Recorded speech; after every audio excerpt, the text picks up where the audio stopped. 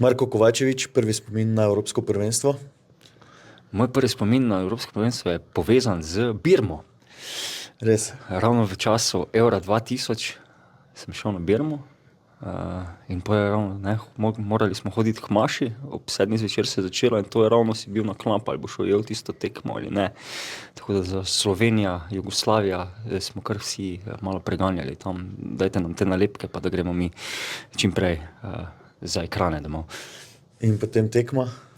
Ja, euforija do tam nekaj čez 60 minuto, pa tragedija v 6 minutah. Potem pa potres. Ja, tako, potres.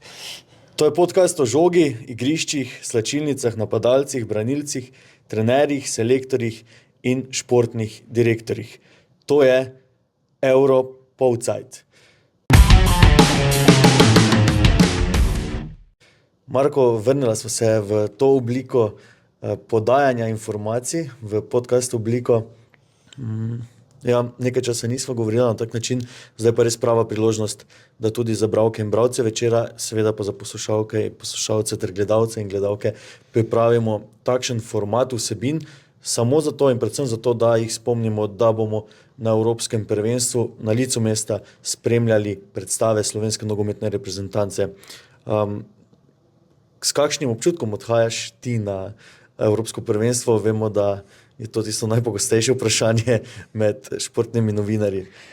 Ja, v veseljem je biti spet nazaj v Polcajtu, v Euro Polcajtu, torej posebni ediciji podcasta, ki ni bil sicer nikoli uradno ukinjen, ampak je zdaj spet obojen. Malo je rešpekta, ne? Danes je zadnji dan pred odhodom, čaka me kar krepka vožnja do Wuppertala, tako da sem zdaj bolj v teh ne toliko nogometnim filmom, ampak bolj cestnine, avtoceste, bencinske črpalke, kje bi se bilo dobro ustaviti, kje narediti počitek in bolj v to, no? Bolj nekaj taki v tranziciji, evo. Ja, ta podcast snemamo pred odhodom Marka na Evropsko prvenstvo v Nemčijo. V Wuppertalu spremljal boš reprezentanco od blizu, kasneje se tam pridružim tudi jaz in vsak dan bomo poskušali posneti malo eno epizodo podcasta, da predstavimo ozadje dogajanja na Euro. S kakšnim ozadjem, s kakšno popotnico odhaja slovenska reprezentanca na Evropsko prvenstvo? Slovenska reprezentanca odhaja predvsem z enim optimizmom, z tem pričakovanjem velikega tekmovanja. 14 let je čakala na veliki dogodek, še 10 let več na Evropsko prvenstvo, tako da je vse nekako v znamenju tega. In zdaj vidimo, da se ta vročica že kar stopnjuje, vse več je nekih oglasov, akcij, sponzorskih, žoge se vse posod pojavljajo, dresi se vse posod pojavljajo, reprezentanti kljub vsem športnim uspehom slovenskih športnikov, ker prihajajo malo v ospredje, no? Tako da verjamem, da bo pa, če ne prej, od nedelje naprej, ko bo prva tekma proti Danski, to se samo še stopnjevalo. Bili sta dve pripravljalni tekmi, najprej smo videli zmago nad Armenijo, ob sicer neprepričljivi predstavi Slovenije, ampak ja, pomembna je bila ta zmaga, kasneje pa potem še remi na drugi tekmi. Kako si videl obračun z Bolgari? Ja, tudi tam ni bila igra ravno prepričljiva. Je pa tako zanimiva misel, ki so jo poudarjali praktično vsi reprezentanti, ki so potem govorili z nami in pa tudi selektor, da če že te tekme niso mogli dobiti, je zelo pomembno, da je niso izgubili, torej nekako igrali na rezultat. Poznalo se je ta zgoden termin ob 3 popoldne, ampak ja, morali so preizkusiti, kako se znajdejo v tem terminu, ker bojo v Münchnu proti Srbiji prav tako igrali ob 15. uri. Recimo, pač mene navdušil tista izvedba kota, hitro izenačenje, je pa seveda še marsikaj stvari, ki bi bilo treba popraviti in predvsem izvesti bolje, če želi biti reprezentanca na Euro konkurenčna in upati na preboj v osmino finale. V ponedeljkovi izdaji Večera, dan pred odhodom slovenske reprezentance v Wuppertal, smo objavili pogovor z Matjažem Kekom, selektorjem Slovenije. Drugič bo vodil Slovence na velikem tekmovanju. Kakšen se ti zdi te dni Matjaž Kek? Je kaj bolj sproščen zdaj, ko je že objavil končen seznam potnikov? Sproščen. Zdaj je odvisno, kdaj ga gledaš. Ne? Tam med samo tekmo v Stožicah se definitivno ni zdel sproščen. Tudi po tekmi, ko je bil tisti regeneracijski trening, pa ko celo neke stvari glede opreme niso štimale, je bil tisti, recimo mu jezni, mogoče celo, oprostite selektor, tečni Matjaž Kek. Potem, ko je pa sedel na novinarsko konferenco, pa je bil tisti nasmejani, tudi malo šaljivi, mogoče ne tako kot tista podoba Matjaža Keka, ki si ga ti spoznal na uvodnem treningu. Tako da ja, še vedno je on tu tisti prvi med enakimi, se pravi, ki mora skrbeti, da vse štima, zato ravno sproščen ni, se pa zna tudi še vedno pošaliti, kot smo od njega vajeni. Cilj njegov je? O ciljih noče konkretno govoriti, da bi zdaj rekel, mi pa moramo v osmino finala, ne, nekako pač, da naj Slovenija pokaže največ, kar zna. Prepričan je, da zna veliko, in če bo to pomenilo uspešen rezultat, toliko bolje. V pogovoru z Brankom Oblakom, ki smo ga objavili, smo izpostavili, kako je napovedal, da bo Slovenija v Münchnu, njegovem Münchnu premagala, stresla Srbijo. Z Zlatkom Zahovićem si se pogovarjal, ta članek, intervju je objavljen v Večerovi prilogi Euro 2024, ki je išla na torek, torej na dan odhoda Slovencev v Wuppertal. Tudi s temi besedami Zlatka Zahovića si ga soočil. Ja, Zlatko Zahović napoveduje 4 točke, oziroma vsaj 4 točke, 1 proti Danski in pa 3 proti Srbiji, kar že bi pomenilo osmino finala. Recimo selektor Kek je bil te napovedi zelo vesel, vsaj jaz sem dobil takšen občutek. In je dejal, da tudi kakšna kritika, če prihaja od človeka s takšno kilometrino in s toliko nogometnega znanja, je dobrodošla, vse analize, tako da mislim, da ni zdaj ravno zavihal nosu, da je njegov someščan dal takšno napoved. Vse poti vodijo do posebne ponudbe za nove stranke banke.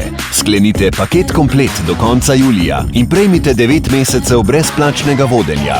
Nova KBM, članica skupine OTP. 30 nogometašev je Kek povabil najprej na zbor reprezentance. Niso seveda takoj prišli vsi, ker so nekateri imeli še klubske obveznosti. Moral se odločiti, kateri 4 nogometaši ne bodo zraven na Euro. Zdaj stvari se lahko še spremenijo do Eura, tekom Eura, kajti če pride do poškodbe, ima selektor možnost, da vpokliče novega reprezentanta, ampak vseeno si bil kaj presenečen, da so odpadli Zahović, Zajc, Zaletel in Vidovšek.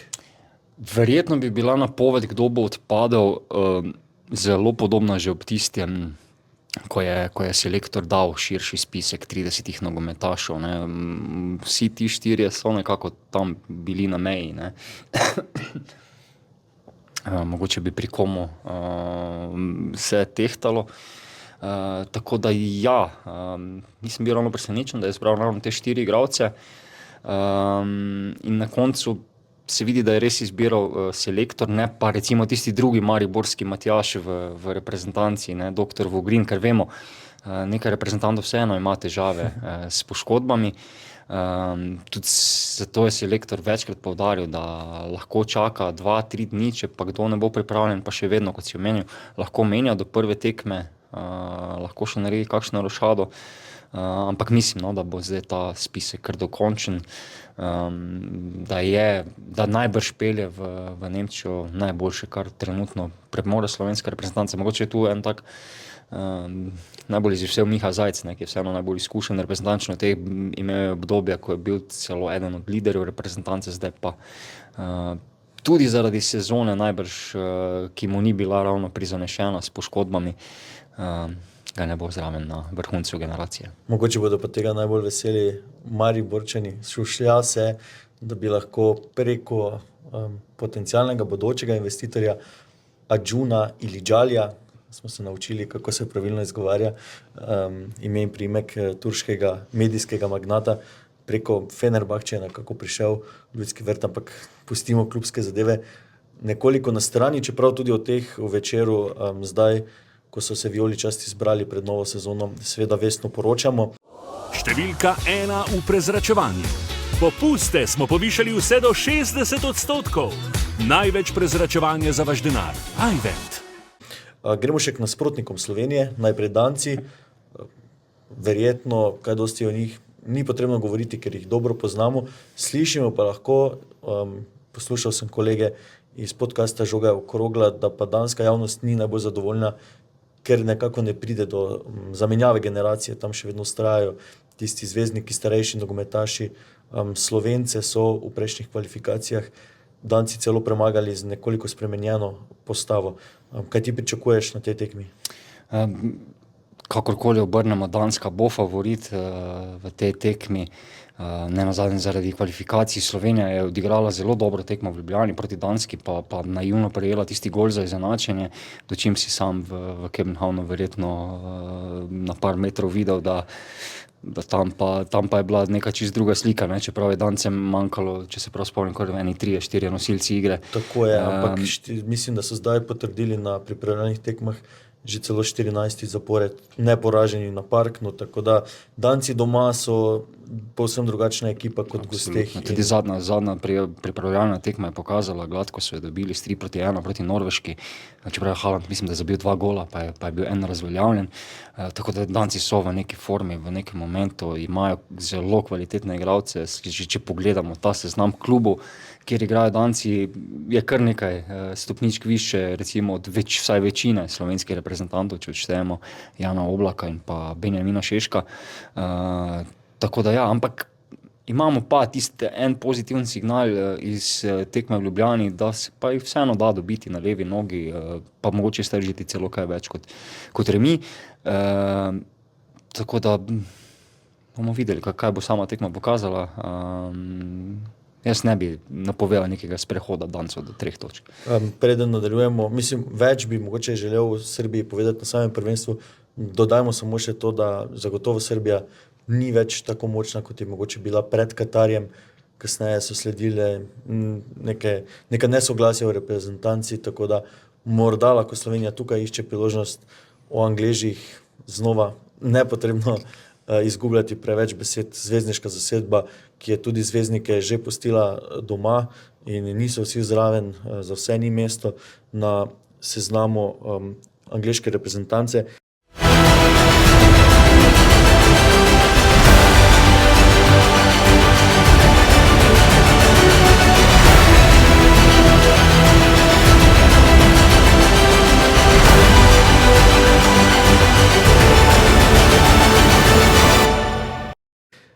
Pa če se ostavimo še pri eni taki kar ključni točki teh priprav slovenske reprezentance, Josip Iličić je nazaj v reprezentančnem dresu, zadev je na debiju, piše se pravljična zgodba in verjetno bi lahko na Euro dobila še kaki cukrček zraven. Ne zdaj dela cirkusa z Joja Iličića. Okay. Upoštevamo željo selektorja, ne. Ne bomo te želje, gospod selektor, pa ne moremo upoštevati. Kot je kolega novinarski dejal, Jojo Iličić ni cirkus, ampak je zgodba. Absolutno. Fantastičen povratek v reprezentanco.